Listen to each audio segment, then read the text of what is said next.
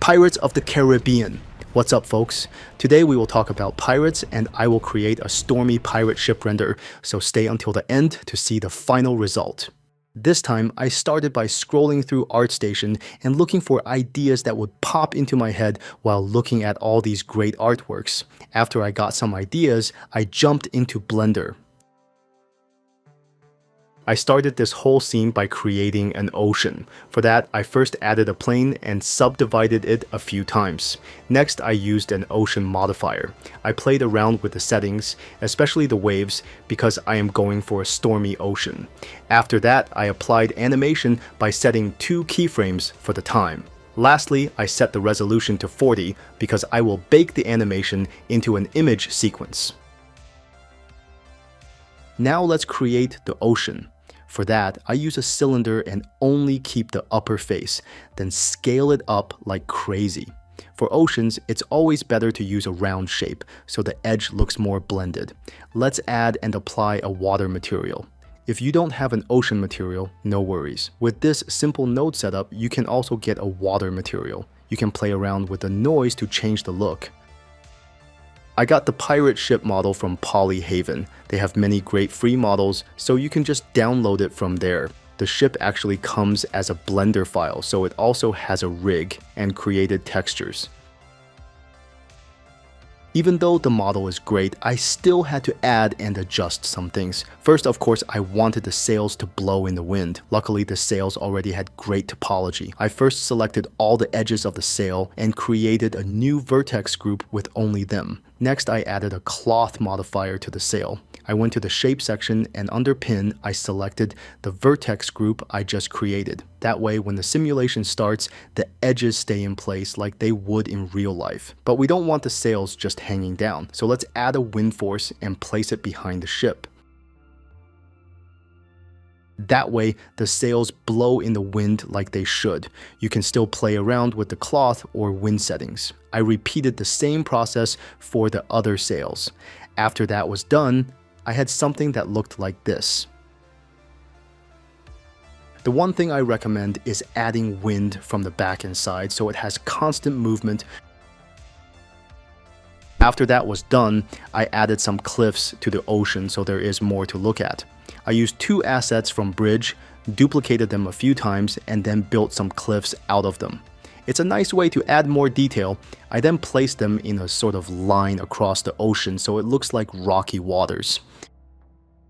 So, I want my ship to move with the waves. For that to work, I will use a shrink wrap modifier. First, I bring back the ocean we created earlier with the ocean modifier because this will be the target for the modifier. Next, I use a plane and subdivide it a few times. Then I add a shrink wrap modifier and set the target to the ocean. Now the plane moves perfectly with the ocean. The last step is selecting the rig of the ship and adding a copy location and copy rotation modifier. For both of them, I set the target to the plane with the shrink wrap modifier. Now the ship moves with the waves.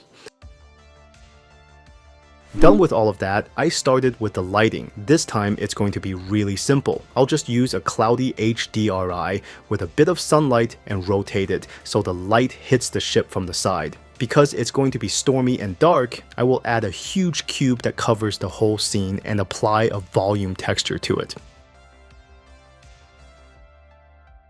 It already looked pretty nice, but I felt something was missing, some contrast. So I added some torches to the ships. I just used a simple torch handle. Simulating fire would take way too much time, so I used a 2D fire asset animation, placed it on a plane, and put it inside the torch handle. This fire asset, and many more that I will use later, are from AEjuice. AEjuice is a great place for VFX assets, and it offers a wide range of different assets. You can download them online, or for a better workflow, download their Asset Pack Manager, where you can preview everything. They also offer great deals, so it's definitely worth checking out. Just click the link in the description to get there. Not to forget, I had to add the baked displacement to the big ocean. First, I added a subdivision modifier with adaptive subdivision enabled. Then I imported the baked sequence and added a mapping and texture coordinate node. I also added a noise node to break up the pattern. The last step was adding a displacement node and plugging it into the material output. The next step I needed to do was find some really cool camera angles. I first made one where the camera is moving toward the ship because I just wanted to show the environment. Then I wanted to show really fast movement and chaos. After I was happy with the camera movement, I smashed the render button. Done with the endless rendering, it was time for compositing. I quickly put the different render passes together. Next, I softened the edges for a more foggy look.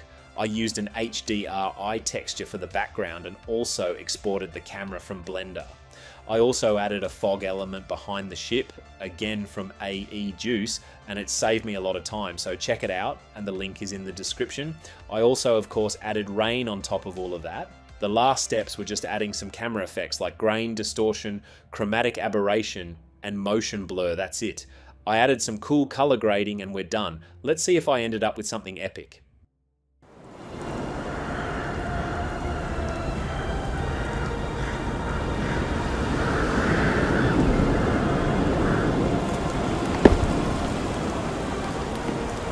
Yeah, I think it looks pretty nice, but let me know what you think. If you have any questions, just leave a comment or DM me on Instagram. Please consider subscribing to my channel if you liked this video and want to see more. Till next time, folks.